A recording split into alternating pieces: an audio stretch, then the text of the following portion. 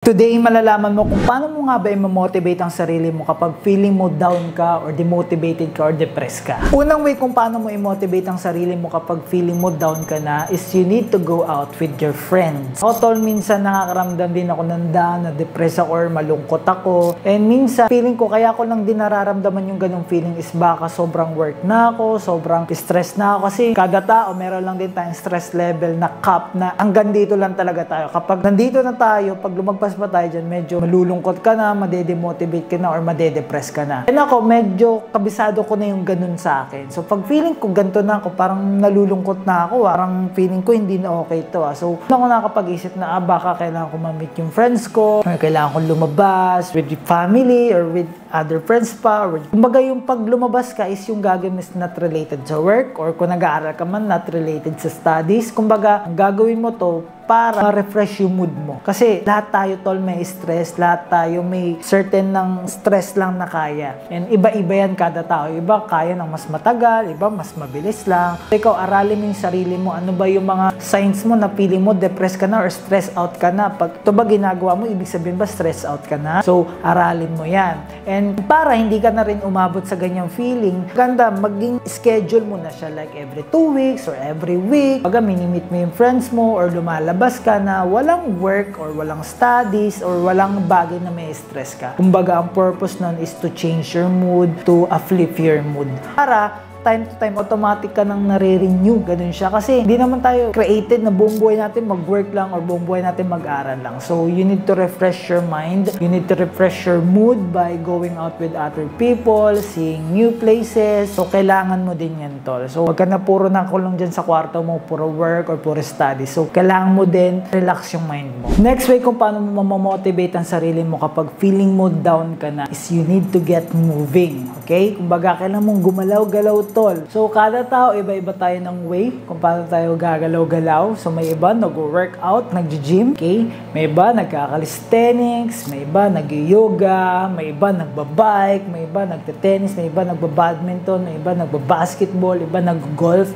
Iba-iba tayo ng way. Basta ang importante, kailangan mong gumalaw-galaw. Like ako personally, consistent ko na ginagawa 3 times a week nag-gym ako. Okay? Kumbaga yung workout ko, hindi siya yung mga pang-bodybuilder na sobrang bibigat talaga, na hindi ako 2 hours, 3 hours na nasa gym. Usually, mga 1 hour to 1 hour and 30 minutes lang ako nasa gym. Saktong bigat lang, yung kaya ko na challenging din siya, pero hindi naman siya sobrang bigat. Kumbaga, way ko yun para pawisan, yung mga toxins sa katawan ko, ma-release, yung mga stress ko, ma-release. Kasi iba kaya feeling na nalulungkot sila, nadadown sila. Kasi masyado ng stiff yung routine nila. Baka mamaya, ikaw, puro ka sa kwarto na lang, nakaupo ka na lang, puro ka na lang nood, nakahiga ka na lang, upo-higa ka na lang ginagawa mo. So, nakaka-stress talaga yan. So, you need to get moving, tol. Kaya yung mga matatanda, di ba, na malalakas pa rin, kahit matanda na sila, is sila yung madalas gumagalaw-galaw pa rin, nag-work pa din, lumalabas pa din, especially mga matatandang nag-golf. Bagakala ko dati parang simple lang yung golf, pero na-try ko siya one time, kung nasa gilid lang, yung palo lang ng palo. Nakapagod din siya, tol, talagang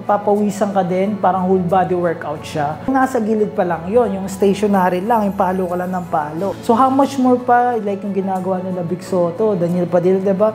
Yung nandun sila sa field, naglalakad sila dun. So yun yung mas nakakapagod. So isang way din yun para sila din is maging physically fit. Basta importante nito, kailangan mong gumalaw. So wala kang budget pang gym, wala kang pambiling bike, wala kang pang arkela ng mga court sa pag-badminton, pwede ka mag-workout kahit free weights lang, like body weight lang, sa bahay mo, push-up, pull-ups, sit-ups, pwede mong gawin yan. Basta importante, gumalaw-galaw ka lang. Next na paraan kung paano mo ma-motivate ang sarili mo kapag feeling mo down ka na is you need to alter your thoughts. Kasi minsan, like pag depressed ka or malungkot ka or stress out ka na, like feeling mo down ka na, minsan kahit ganyan na yung nararamdaman mo, minsan wala kang luxury para lumabas, mag-relax or magpahinga. Kumbaga kasi, let's say, ito yung work na need mong gawin ngayon, like may deadline na, ito na siya kailangan. So, anong enough time para, alam mo yun, mag-relax, wala ka ng ganun. So, paano gagawin mo pag feeling mo na down ka na? So, kailangan mo i-alter yung mind mo. Kasi ito yung instant na pwede mong magawa.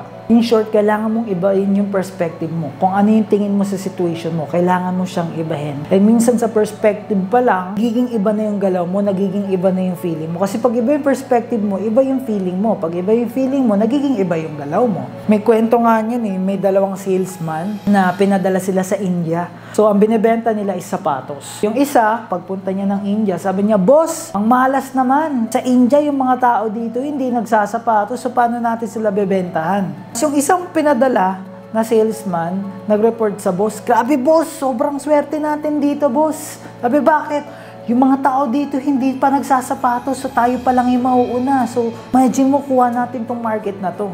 Kumbaga, yung mindset na ganun, iba yung galaw nila. Yung isa malungkot, yung isa positive, isa motivated kasi nakita niya yung opportunity. So, ganun din sa'yo. Kung feeling mo down ka na, depressed ka na, pero let's say, nag-work ka, pwede maging perspective, yung iba nga, walang work. Yung iba, walang maayos na trabaho. Yung iba, mas mahirap yung work nila sa akin. Kumbaga, yun yung mga simple way na pwede mong gawin. Like, may business ka, yung iba nga, nag-work. Kumbaga, hindi nila hawak oras nila. Ako, hawak ko yung oras ko. Do stress ako ngayon, pero hawak ko yung oras ko. Itong project na to, nakaka-stress, pero ito yung kikitain ko na malaki. So, yun yung mga pwede mong gawin. In short, kailangan mo maging positive to. Kasi pag negative ka, negative yung feeling, negative yung galaw. Pag negative yung galaw, negative yung magiging resulta. Nandito yan lahat nagsisimula sa mind mo kung paano ka mag-isip. Next na paraan kung paano mo ma-motivate ang sarili mo kapag feeling mo down ka na is you need to be mindful. Kailangan mong bantayan kung ano yung iniisip mo. Pero hindi ko naman sinasabi na minsan hindi ka mafe-feeling depressed ka, hindi ka mafe-feeling down, hindi ka malulungkot. Normal yun kasi tao tayo eh. Ang importante na tinutukoy ko is kailangan mabantayan mo yung sarili mo. Kapag feeling mo down ka na, depressed ka na, tas iba-iba na yung naiisip mo na thoughts, kumbaga negative na siya, hindi na siya maganda, kailangan mo na siyang ibahin. So parang connected din to sa alter your thoughts. But dito, para magawa mo yung alter your thoughts, kailangan mindful ka sa mga naiisip mo. Kasi may mga ibang tao na, alam mo yun, pabagsak na yung downward spiral na yung thinking nila, hindi pa nila alam na negative pala yung iniisip na mali yung iniisip nila. So, ganun din sa'yo. Kailangan mo bantayan yung iniisip mo. Kasi ako, nakaisip ako ng negative, nade-demotivate din ako, na-stress din ako. Pero, 1 minute, 2 minutes, mali na pala tong naisip ko. Kailangan ko ibalik sa gantong thinking yung iniisip ko. Kailangan maging mindful ka. Kumbaga, hindi mo lang pwede hayaan. Kumbaga, agusin ka ng daloy. Kumbaga na ito lang, like, puro emo songs na pala yung pinapakinggan mo, puro depressed na kanta, depressed na movie na yung pinapanood mo, hindi mo pa alam. So, kailangan mo maging mindful. Kasi kung ano yung aware ka, yun yung mababago mo, yun yung may improve mo. Pero kung hindi ka aware, wala. Hindi mo siya mababago. Kung gusto mo mag-level up, let's say, kung down ka, gusto mo maging positive, mal-uplift ka, kailangan mo maging aware sa nangyayari sa'yo. Kumbaga, normal siya, kailangan mo siyang i-acknowledge and kailangan mo siyang harapin. Kasi pag hinarap mo siya at alam mo na may problem, may current ka na hindi maganda, maayos mo siya. Kasi in-accept mo na, ito pala. So, ito yung kailangan kong gawin. Next na way na pwede mong gawin kung paano mo motivate ang sarili mo kapag feeling mo down ka na is you need to be grateful. Importante ito, tol. Mukha lang siyang simple, mukha lang siyang cliche, pero kailangan mo maging grateful. Why? Pag grateful ka, nagiging positive ka, tol. Pag positive ka, gumaganda yung mood mo. And alam mo ba, kapag feeling grateful ka lagi, yung message na nabibigay mo sa universe is parang may something good na nangyari sa'yo, may accomplishment ka, may nagawa ka na maganda. And in reality, wala naman. And syempre, si universe, kung ano lang naman yung feeling mo, kung ano yung naiisip mo, yun lang yung binibigay sa'yo. So kung feeling mo successful ka, motivated ka, yun yung ibibigay niya sa'yo. But kung feeling mo negative ka, hindi mo kaya yung ginagawa mo, yun din talaga yung mangyayari sa'yo. Kaya yung pagiging grateful, tol, simple lang siya, madali lang siyang gawin, pero malaki yung effect niya. Thank you ka lang kay Lord, na thank you sa blessing, thank you sa opportunity na to, though challenging siya, pero alam ko na makakatulong to sa growth ko and sa success ko. Kailangan mo maging grateful to. Mabilis lang yan, madali lang siyang gawin, pwedeng magdasal, pwedeng sa isip mo lang, anything, basta kailangan mo maging grateful. Kasi parang halos connected din to sa alter your thoughts eh. Baga, alam mo challenging yung sitwasyon mo, alam mo nahihirapan ka, pero since grateful ka, alam mo na mas maganda yung effect neto sa'yo in the long run. Kumbaga, mas marami yung mahahata mo maganda dito kaysa sa hindi. Kasi kaya nga challenging, ibig sabihin, may growth. Ganun lang naman yun. Wala nang growth, ibig sabihin, hindi na siya challenging. Ganun lang, like stagnant na, comfort zone mo na yun. So, wala ka na matututunan doon. Kung gusto mo mag-improve, gusto mong tumaas, kailangan mo na stress, kailangan mo ng challenge. Siyempre, kakigbat ng challenge is yung success na gusto mo. Pag na-feeling down ka, Be grateful. Importante yan.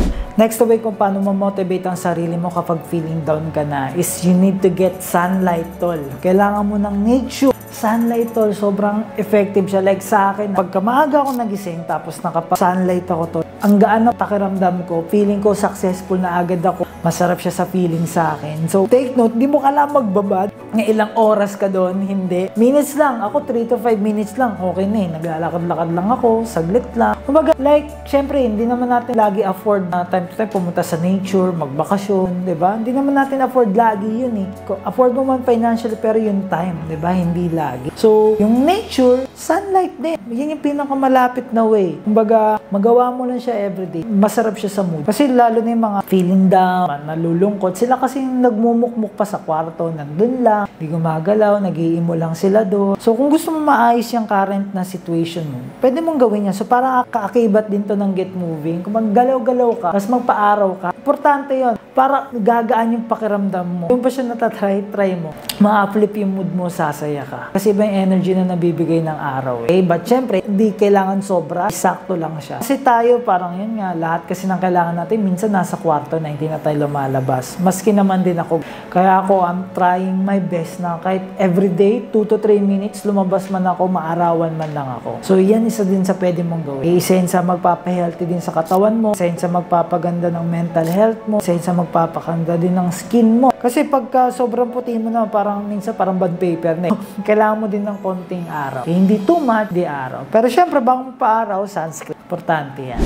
Next na way kung paano mo ma-motivate ang sarili mo kapag feeling mo down ka na is you need to pray. Kasi tol, tayo bilang tao, may limit lang talaga tayo na kayang isolve. Kailangan mo tanggapin yan. May mga limitation lang talaga tayo as a human being. And ganun talaga tayo create ni Lord. Para kailanganin natin siya. Kasi kailangan naman talaga natin si Lord. And ito yung maganda. Pag ikaw may problem or may challenge ka, kapag nilet go mo kagad kay Lord, agad mas mabilis siya masusol. Kasi yung iba nagpapakahirap. Gusto muna i-try lahat ng way na kaya niya. Which is okay din naman. Kaso stressful siya. Like, tatry mo, hindi ako magsusolve nito, kaya ko to lahat. Pero pag simulat sa pool pa lang, nilet go mo na agad kay Lord, mas mabilis na susolve. Ganun siya. Kaya tayong mga tao, matigas talaga ulo natin. Pag gusto natin, tayo lagi yung magaling. In short, tayo nahihirap. Kaya ako habang tumatagal, tututunan ko na pag may problem, sige, yan mo na, masusolve din yan. Pero syempre, kung ano yung work mo, ginagawa mo pa din. Kumbaga, hindi kayo to the point na ine-stress out mo yung sarili mo. Aligaga ka na sobra, magang paranoid ka na, hindi siya ganun. Baga ako, nagdadasal ako, nilelet go ko kay Lord yung problem or yung challenges. Proceed lang ako kung ano yung ginagawa ko na usual. Napapansin ko, kusa siya nasusolve. Oh, ganun po, ang galing nawala na yung problema bigla. So, ganun din sa'yo. Kung may challenge ka, kung may problem ka, kung feeling mo down ka, need mo na agad i-let go para hindi ka na ma-stress. Baga, hingi ka na agad ng guidance kay Lord, hingi ka na agad ng strength. Baga, kailangan mo yun, hingi ka na agad ng vision, ng ideas, para ma-solve agad yung problem. Huwag mo nang stress out yung sarili mo. Baga, hindi mo kailangan magmagaling. Ang kailangan na magaling si Lord lang. Kasi lahat naman tayo, accessory lang niya. Kumbaga, nagamit lang din niya tayo to help other people. So, para ikaw, again, di ka na mahirapan. Tayo lang talaga yung nagpapahirap sa buhay natin. Ngayon, I want you na maging habit na pag may problem, let go agad. Huwag mo nang patagalin kasi ikaw lang din may stress.